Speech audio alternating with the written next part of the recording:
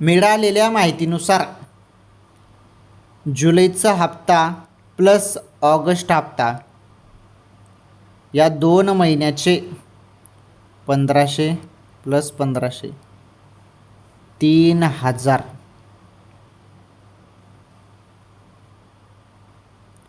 आता 3000 रुपयेने हे काही नवीन नाही बरं. मागच्या वेळी तुम्हाला 2-2 महिन्याचे 2-2 हप्त्याचे एकत्र 3000 रुपये देण्यात आलेले आहेत, बरोबर.